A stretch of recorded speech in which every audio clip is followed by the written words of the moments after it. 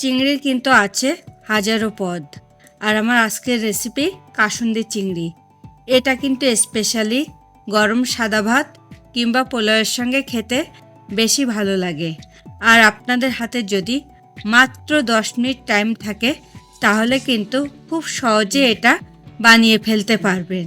তবে এটাকে কিভাবে আরও বেশি টেস্টি করে তোলা যায় তার জন্য থাকবে কিন্তু এই ভিডিওতে বেশ কিছু ইম্পর্টেন্ট টিপস অ্যান্ড ট্রিক্স।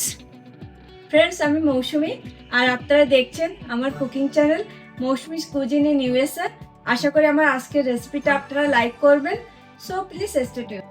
প্রথমে আমি চিংড়িগুলোকে একটু শ্যালো ফ্রাই করে নেব। তার জন্য আমি একটা প্যানে দিয়ে দিচ্ছি পরিমাণ মতো সর্ষের তেল। স্পেশালি এই কাসুন্দি চিংড়িটা কিন্তু সর্ষের তেল দিয়ে বানালে টেস্টটা খুব ভালো আসে। এখন আমাকে কিন্তু ওয়েট করতে হবে তেলটা একটু গরম হওয়ার জন্যে।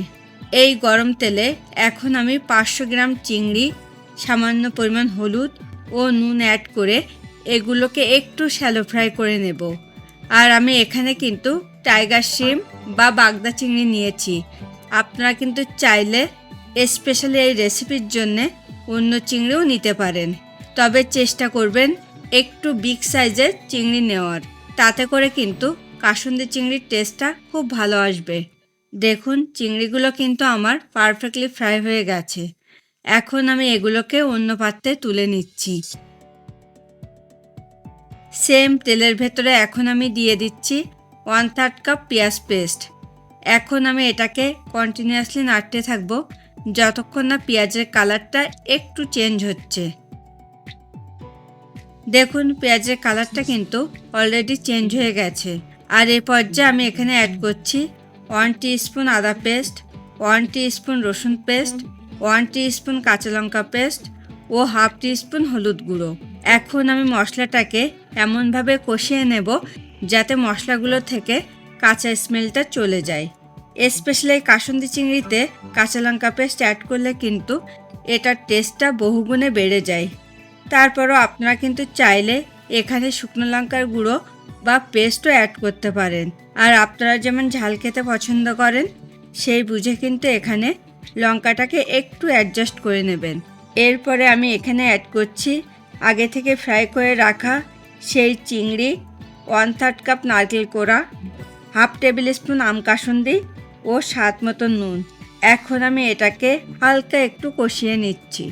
স্পেশালি এই রান্নাটাতে একটু নারকেল কোড়া অ্যাড করলে কিন্তু এটার টেস্টটা বহুগুণে বেড়ে যায়।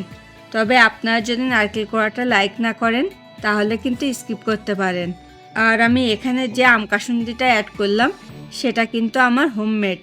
তবে আপনারা যদি এই আম কাসুন্দির রেসিপিটা পেতে চান তাহলে কিন্তু আমাকে কমেন্ট করে জানাতে পারেন।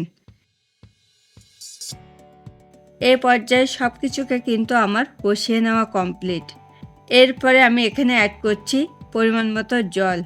আর এখানে কিন্তু জলটা একটু হিসেব করেই অ্যাড করতে হবে, কেননা চিংড়িটা কিন্তু কুক হতে খুব বেশি একটা টাইম লাগে না এবং এটা কিন্তু একটু গামাখা টাইপেরও হবে। এখন আমি এটাকে ঢেকে দিচ্ছি 5 মিনিটের জন্যে।